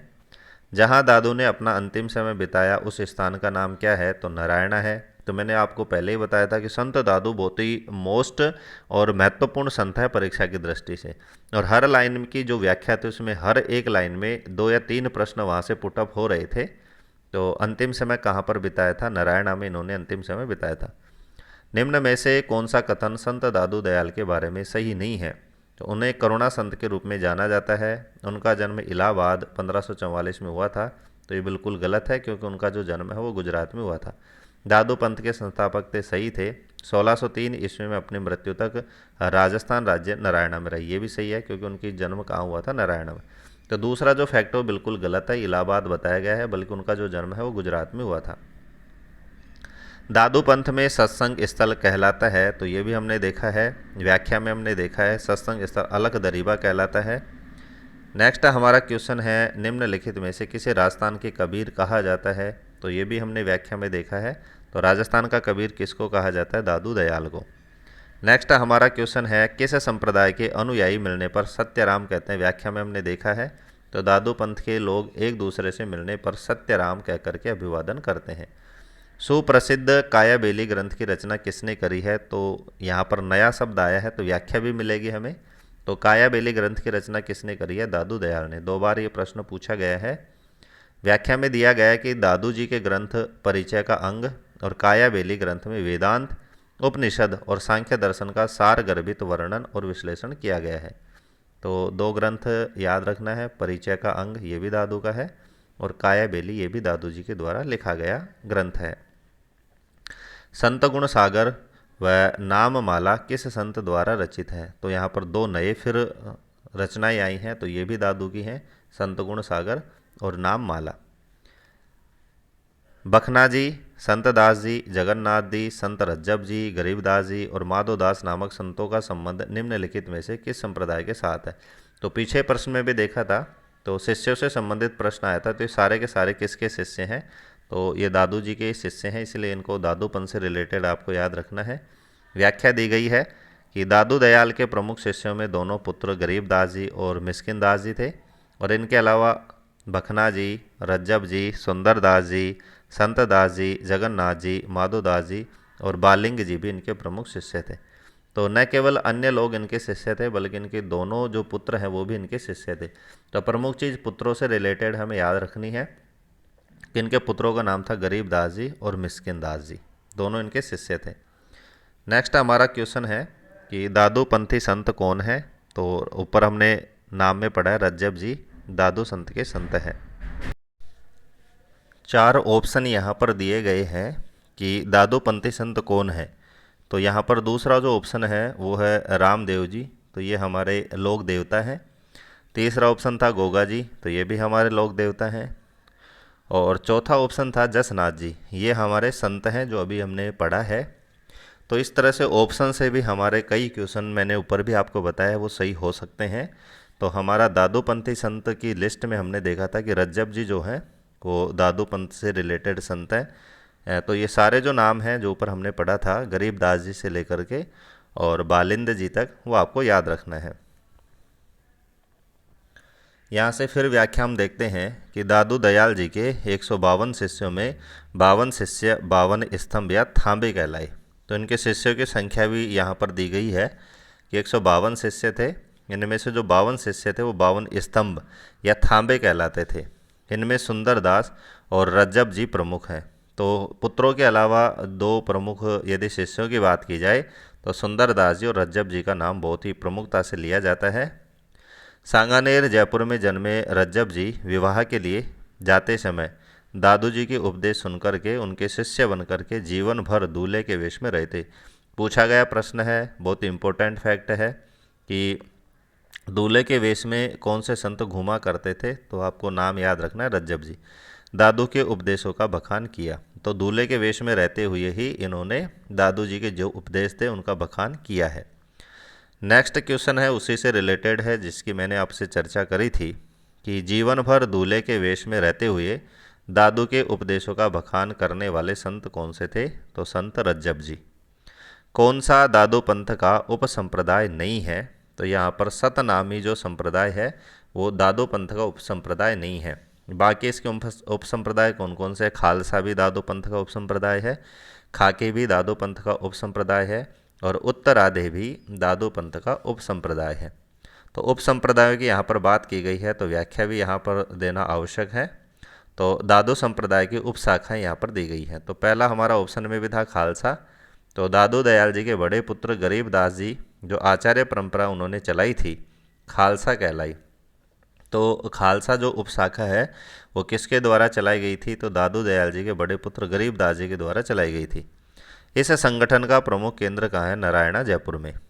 दूसरे इनकी उपशाखा है दादू दयाल पंथ की नागा।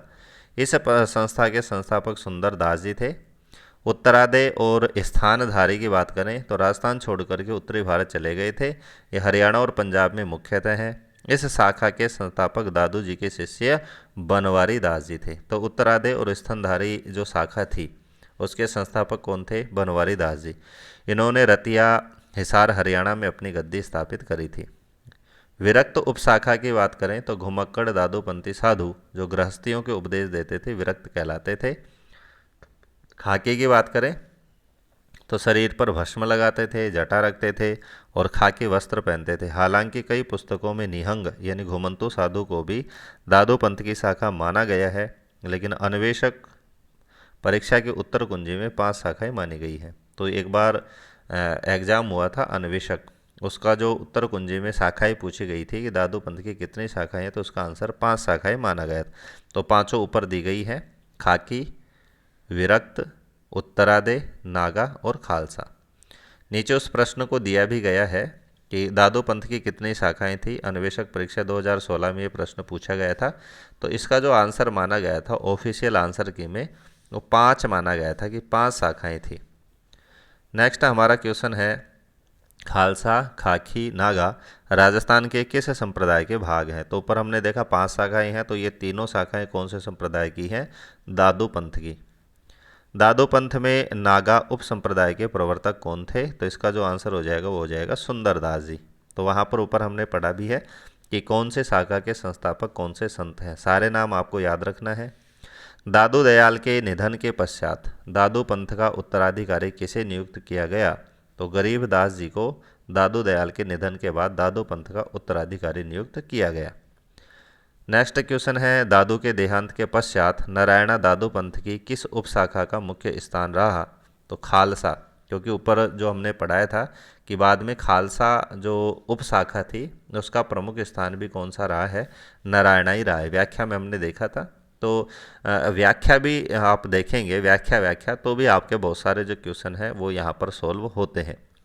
नेक्स्ट हमारा क्वेश्चन है कि निम्न में से कौन दादू पंथ की शाखाओं में सम्मिलित नहीं है? तो हमने 5 शाखाएं पढ़ी थी, तो यहाँ पहचानना है कौन नहीं है। तो विरक्त भी उसमें 5 में था, खाकी भी 5 में था, नागा भी था, केवल कौन सा था? गौड़ीय जो शाखा है वो दादू पंथ की शाखाओं में नहीं थी। नेक्स्ट हमारा क्वेश्चन है निम्नलिखित में से कौन दादू पंथी उप संप्रदाय नहीं है? वापस वैसा ही क्वेश्चन है। तो खालसा भी है, नागा भी है, खाकी भी है, चंडाल इसकी उपशाखा नहीं है। तो हमारा आंसर हो जाएगा ऑप्शन नंबर 4।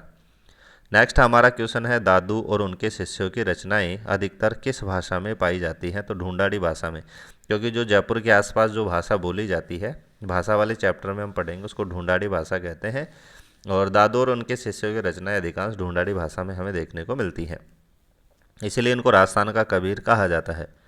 दादू जी के उपदेशों और लेखन की भाषा सरल ढूंढाड़ी हिंदी मिश्रित सदुक कड़ी भी इसको कहते हैं, भाषा में हमें देखने को मिलती है।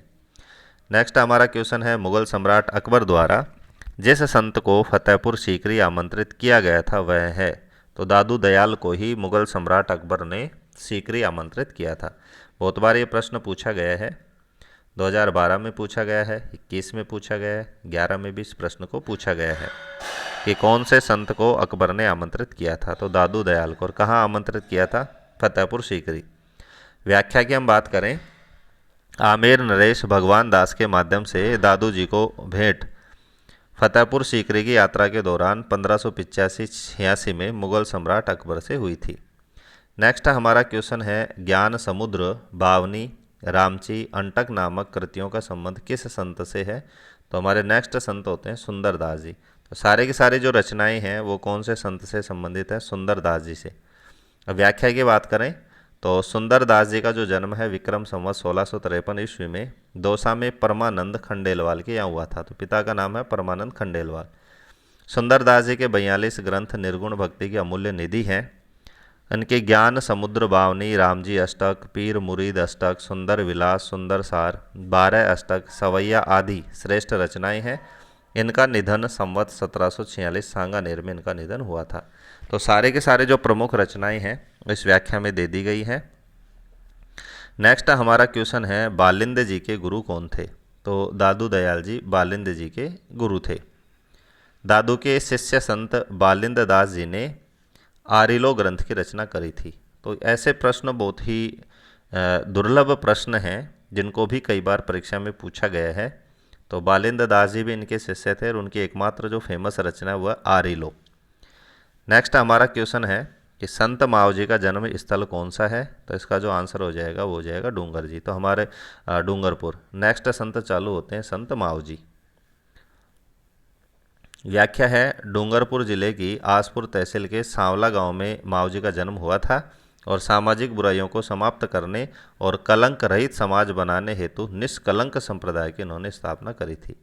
तो यहाँ पर आपको ध्यान रखना, माव जी ने कौन से संप्रदाय की स्थापना करी? निष्कलंक संप्रदाय की। वाद विवाद की शैली में हस्तलिखित माव जी 5 बड़े ग्रंथ चौपड़ा कहलाते हैं। तो माव जी द्वारा लिखे गए जो बड़े ग्रंथ उनको क्या कहते हैं? चौपड़ा। इनमें से एक चौपड़ा सावला मंदिर में, दूसरा पुंजपुर मंदिर में, तीसरा मेवाड़ के अंतर्गत शेषपुर सलुम्बर के पास मंदिर में, चौथा बांसवाड़ा के विश्वकर्मा मंदिर में और पांचवा चौपड़ के बारे में मान्यता है कि मराठों द्वारा आक्रमण करके उसे अपने साथ ले गए थे। तो यहाँ से व्याख्या में देख सकते हैं कि इस तरह बताया गया है कि 5 चौपड़े हैं और पांचों जो चौपड़े हैं वो वर्तमान में कहाँ कहाँ स्थित है। नेक्स्ट हमारा क्वेश्चन है, राजस्थान में 13 पंथ के प्रवर्तक रहे हैं। तो ये अलग ही पंथ है 13 पंथ। 2 बार इस प्रश्न को पूछा गया है। तो भीखण जी द्वारा 13 पंथ की स्थापना की गई थी, याद रखना है। व्याख्या में है आचार्य भिक्षु स्वामी, जिसको भीखण जी कहते हैं, भिक्षु से ही भीखण शब्द बना है। श्वेतांबर जैन आचार्य हैं जिनका जन्म मारवाड़ के कंटालिया ग्राम में हुआ था।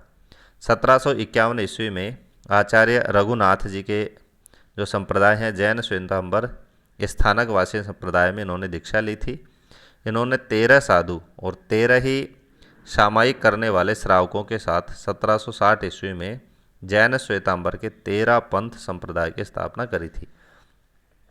तो संप्रदाय का नाम तो हमें याद रखना ही है कि 13 पंथी संप्रदाय की स्थापना किसने करी थी। साथ में ये भी याद रखना है कि ये कौन से धर्म से रिलेटेड है। तो जैन धर्म का जो श्वेतांबर संप्रदाय है उससे रिलेटेड ये 13 पंथ संप्रदाय है। इस संप्रदाय के प्रथम आचार्य भी कौन बने? तो आचार्य भीखण जी इस संप्रदाय के प्रथम आचार्य बने। नेक्स्ट हमारा क्वेश्चन है, आचार्य तुलसी ने अणुव्रत आंदोलन का सूत्रपात कब किया था? तो देखो सन से संबंधित प्रश्न भी पूछे गए हैं पिछली परीक्षाओं में और 2 बार इस प्रश्न को पूछा गया था 1949 में।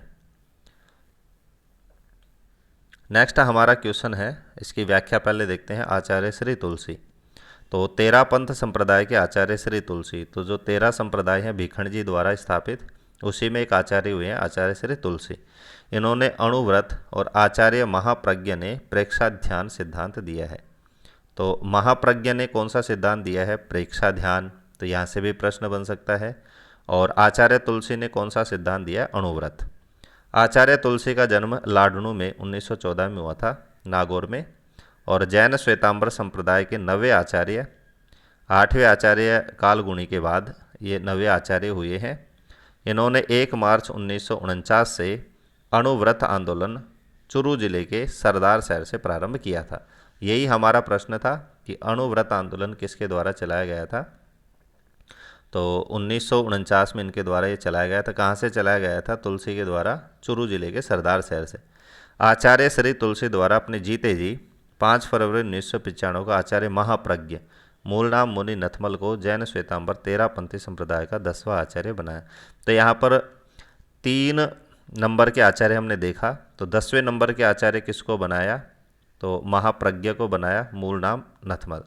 9वें नंबर के स्वयं कौन थे? तो 9वें नंबर के श्री तुलसी थे। और 8वें नंबर के कौन थे? आचार्य कालूगणी 8वें नंबर के आचार्य थे। कौन से संप्रदाय के? 13 पंथी संप्रदाय के। इसी संप्रदाय से रिलेटेड अगला क्वेश्चन है, अणुव्रत आंदोलन के प्रवर्तक कौन है? तो अणुव्रत आंदोलन के आचार्य श्री तुलसी हैं, अभी हमने पढ़ा है। नेक्स्ट फिर इसी संप्रदाय से इन्हीं संत से रिलेटेड प्रश्न, आचार्य तुलसी का संबंध किस स्थान से है? 2008 में ये प्रश्न पूछा गया था। तो लाडनू से इनका संबंध रहा है, व्याख्या में हमने पढ़ा है। नाथ संप्रदाय के केंद्रीय मठ की स्थापना किसके द्वारा की गई है? तो चौथा ऑप्शन हमारा सही हो जाएगा, जोधपुर। तो तेरापंथी संप्रदाय के बाद राजस्थान का प्रमुख संप्रदाय आता है नाथ संप्रदाय। बहुत ही इम्पोर्टेंट संप्रदाय है। तो इनकी जो प्रमुख पीठ है, प्रमुख मठ है, वो कहाँ पर है? जोधपुर में। व्याख्या हम देखते हैं। तो पूर्व मध्यकाल में जब शाक्त संप्रदाय तांत्रिकों, सिद्धों आदि से बदनाम हो गया, तब नाथ मुनि ने शैव संप्रदाय के नए रूप नाथ संप्रदाय की स्थापना करी थी। तो शैव संप्रदाय का ही ये संशोधित रूप है नाथ संप्रदाय। नाथ संप्रदाय की प्रधान गद्दी जोधपुर के महामंदिर में स्थित है। स्थान का नाम आपको याद रखना है कि नाथ संप्रदाय की प्रमुख पीठ कहाँ है? जोधपुर के महामंदिर में। इसी से रिलेटेड अगला क्वेश्चन भी है कि नाथ संप्रदाय की गद्दी कहाँ है? तो अभी हमने पढ़ा है व्याख्या में, जोधपुर में। नेक्स्ट क्वेश्चन भी इसी से रिलेटेड है कि जोधपुर में महामंदिर राजस्थान के किस संप्रदाय की प्रमुख गद्दी है? तो चौथा ऑप्शन हमारा सही हो जाएगा, नाथ पंथ की। राजस्थान में शैव को मानने वाली रियासत कौन सी है? तो भी हमारा आंसर हो जाएगा जोधपुर, क्योंकि शैव धर्म का ही संशोधित रूप हमने देखा था नाथ संप्रदाय है, और इसी की प्रमुख पीठ कहाँ थी? जोधपुर में। और इसीलिए यहाँ पर कहा गया है कि कौन सी रियासत मानेगी? जोधपुर। नेक्स्ट हमारा क्वेश्चन है, पशुपति संप्रदाय का संस्थापक कौन था? ये 2007 और 21 में पूछा गया प्रश्न है। तो लकुलिश। तो नेक्स्ट हमारे संत आते हैं, संत लकुलिश। इन्होंने कौन से संप्रदाय की स्थापना करी? पशुपति संप्रदाय। तो आज के इस वीडियो में आपने देखा होगा बहुत सारे संप्रदाय हैं, बहुत सारे संत हैं और बहुत सारे इनसे रिलेटेड फैक्ट हैं। फिर भी सरसरी निगाह से इस वीडियो को देखने पर आपके यदि इस टॉपिक से प्रश्न आता है तो मुझे पूरा विश्वास है कि आपका प्रश्न बिल्कुल सही होगा। व्याख्या हम देखते हैं। लकुलिश संप्रदाय, पाशुपत संप्रदाय जिसको कहते हैं, इस संप्रदाय के प्रचारक लकुलिश नामक साधु थे। पाशुपत मतावलंबी लकुलिश को शिव का 28वां और अंतिम अवतार मानते हैं। तो इस संप्रदाय के जो लोग हैं वो लकुलिश को शिव का कौन सा अवतार मानते हैं? 28वां। मेवाड़ में हारित ऋषि लकुलिश संप्रदाय के साधु थे। उदयपुर का राज परिवार इन्हीं का शिष्य था। तो यहाँ से मोस्ट इम्पोर्टेंट प्रश्न है कि उदयपुर का राज परिवार किसका शिष्य था? तो लकुलिश जी का शिष्य था। उदयपुर में स्थित एक लिंग शिव मंदिर लकुलिश संप्रदाय का सर्वप्रसिद्ध मंदिर है। तो एक लिंग जी का जो मंदिर है वो भी लकुलिश संप्रदाय से संबंधित है। यह मंदिर बापा ने बनवाया था। राणा कुंभा ने इस मंदिर को नागदा, कालोड़ा, मालखेड़ा तथा भीमाना गांव भेंट किए। उदयपुर के महाराणाओं ने भगवान एक लिंग को उदयपुर का राजा और स्वयं को दीवान मान करके शासन करते थे। ये बात मैं ऊपर क्या मैं बताने भी वाला था, लेकिन मैंने सोचा नीचे अवश्य दिया गया होगा। दीवान मानकर शासन करते थे। जालौर जिले में स्थित सुगंधा, जिसको सुंडा माता मंदिर भी कहते हैं, इस मंदिर के साथ साथ प्रदेश के अनेक मंदिरों में आज भी लकुलिश संप्रदाय की भगवान शिव की मूर्तियां देखी जा सकती हैं। नेक्स्ट हमारा क्वेश्चन है, राजस्थान का कौन सा पूर्व राजवंश शैव परंपरा का निर्वहन करता है? तो सिसोदिया, क्योंकि लकुलिश जो संप्रदाय है वो भी कौन सी परंपरा से? शैव, यानी भगवान शिव के ही उपासक हैं।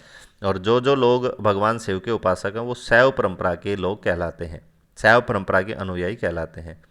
तो ऊपर हमने देखा कि जो सिसोदिया वंश रहा है वो भी शैव परंपरा का निर्वहन किया है, क्योंकि एक लिंग जी को अपना शासक मानते थे और स्वयं को अपना दीवान मानते थे।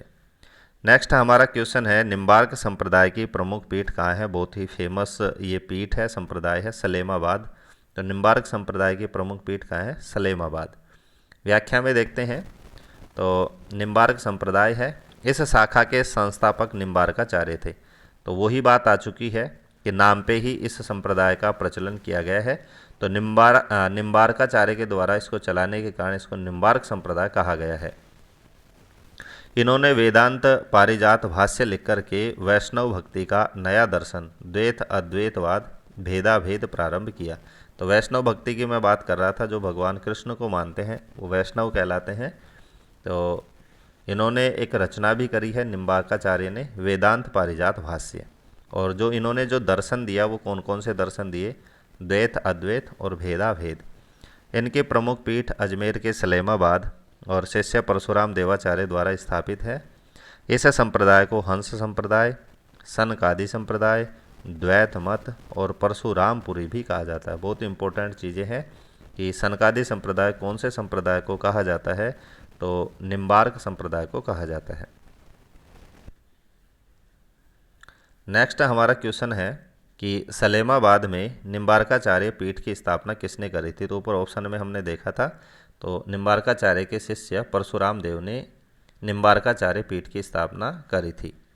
नेक्स्ट हमारा क्वेश्चन है कि औचित्य भेदा भेदवाद का संबंध किस संप्रदाय से है। तो ये भी हमने देखा चैतन्य संप्रदाय से इसका संबंध है।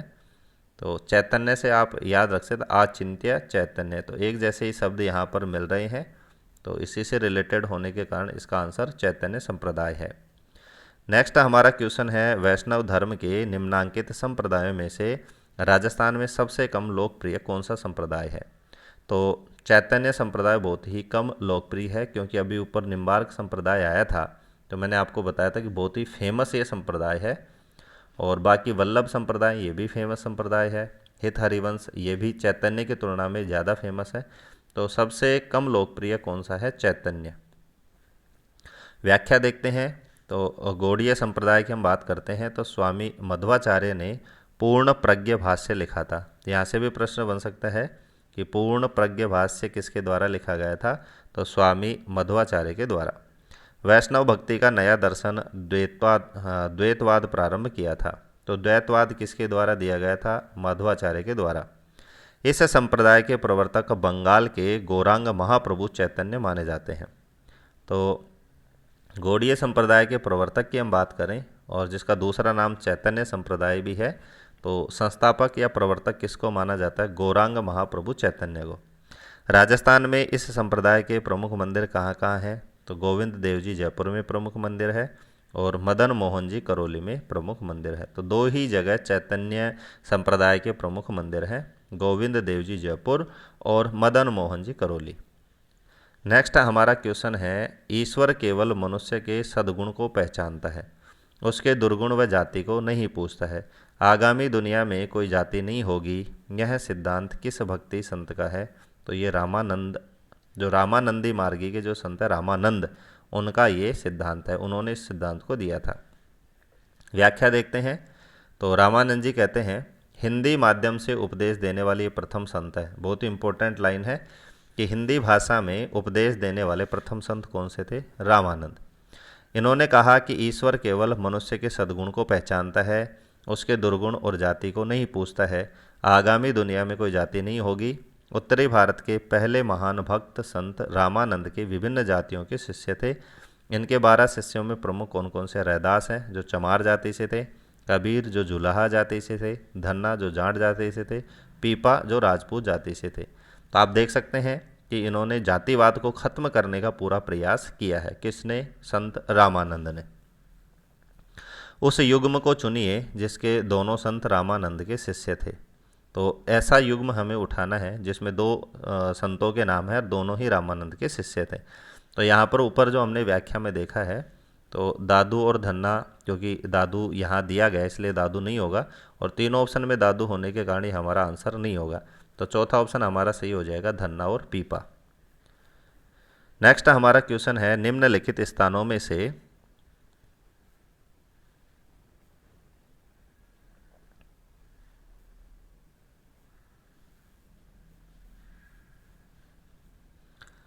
इसकी व्याख्या देखते हैं। क्वेश्चन डिलीट हो गया है कि संत रैदास कबीर जी के समकालीन थे, और ये नेक्स्ट क्वेश्चन की व्याख्या है। नेक्स्ट हमारा क्वेश्चन है कि निरंजनी संप्रदाय के संस्थापक कौन थे। तो निरंजनी संप्रदाय के संस्थापक संत हरिदास जी थे, और 3 बार ये प्रश्न पूछा गया है। तो नया संप्रदाय है निरंजनी संप्रदाय।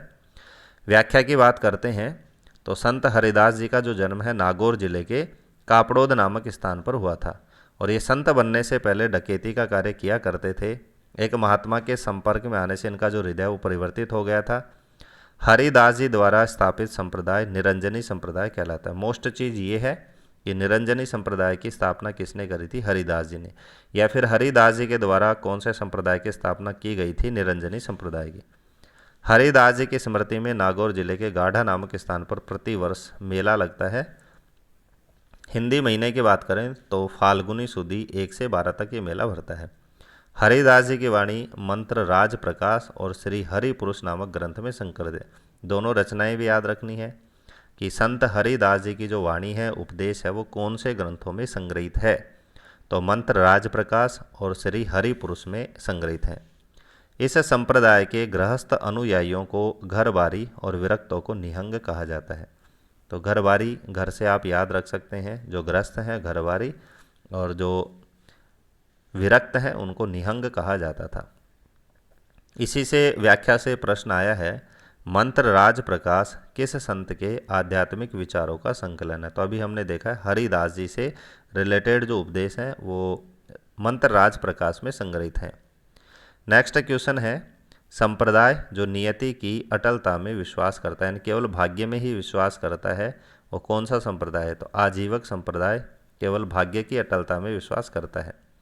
व्याख्या है, आजीवक संप्रदाय की स्थापना मक्खली गोसाल, जिसको गोसालक भी कहा जाता है, ने की थी। तो सबसे इम्पोर्टेंट चीज़ तो यही है कि स्थापक का नाम, संस्थापक का नाम आपको याद रखना है।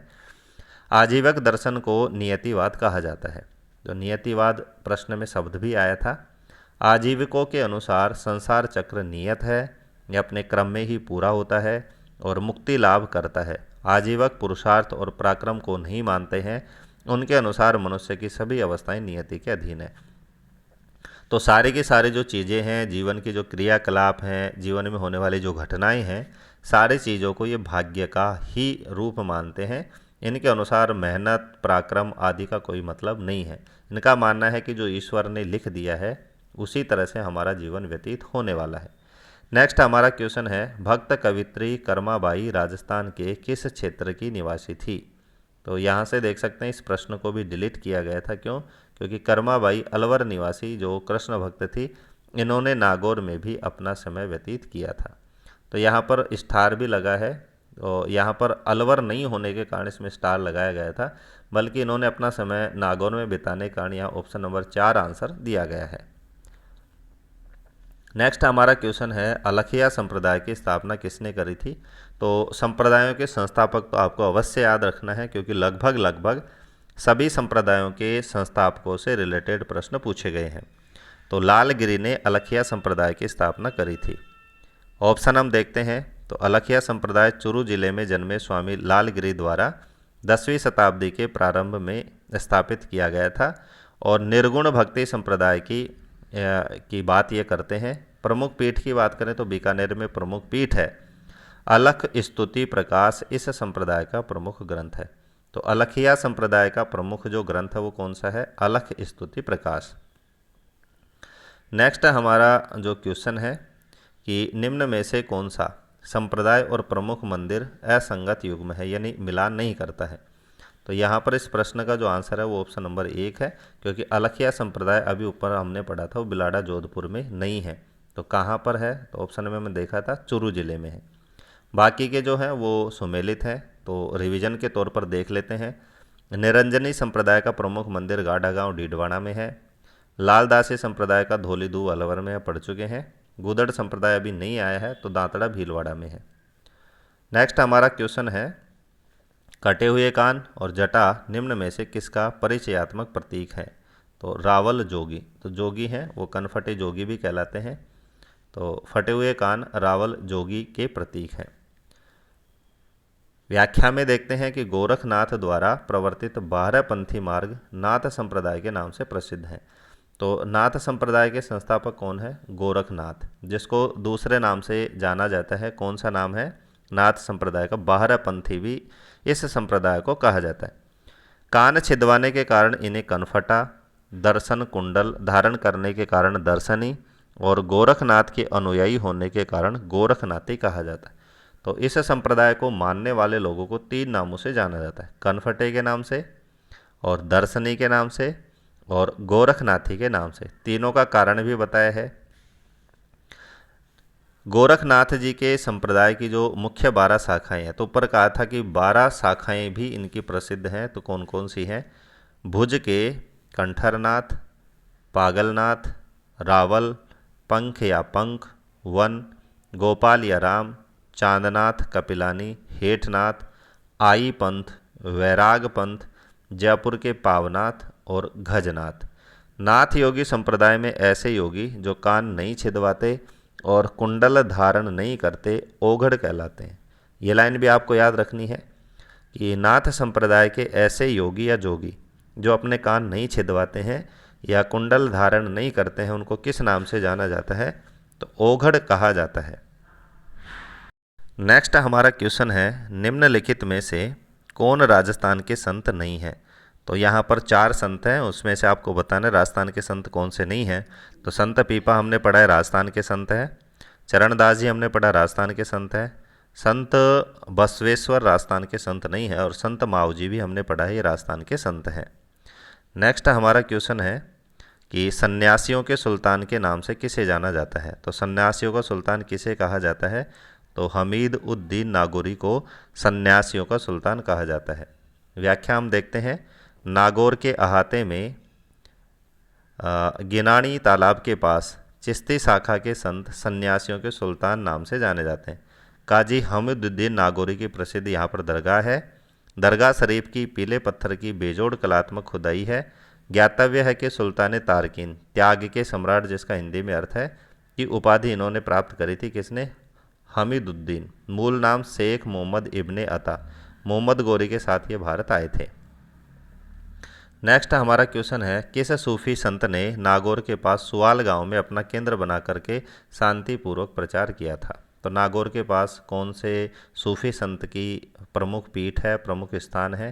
तो इसका आंसर हो जाएगा शेख हमीद उद्दीन, जो हमने व्याख्या में अभी पढ़ा है। काजी हमीदुद्दीन सुहरावर्दी को किस स्थान पर सर्वप्रथम काजी बनाया गया? तो अभी ऊपर प्रश्न को घुमा के पूछा गया है, तो नागौर इसका आंसर हो जाएगा। किस सूफी को सुल्तान ए तारकीन की उपाधि प्रदान की है? उसी से ये प्रश्न है, शेख हमीदुद्दीन नागौरी को सुल्तान ए तारकीन की उपाधि दी गई थी। ख्वाजा मोइनुद्दीन चिश्ती के गुरु कौन थे? तो हजरत शेख उस्मान हारूनी ख्वाजा मोइनुद्दीन चिश्ती के गुरु थे, जिनकी प्रमुख पीठ अजमेर में है। हिंदुल लवली। नेक्स्ट हमारा क्वेश्चन है, अजमेर में ख्वाजा मोइनुद्दीन किस सूफी सिलसिला से संबंधित है?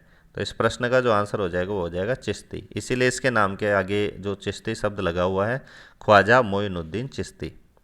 नेक्स्ट हमारा क्वेश्चन है कि परनामी संप्रदाय के उपदेश किस ग्रंथ में संग्रहित हैं? तो इस प्रश्न का आंसर हो जाएगा कुलजम स्वरूप।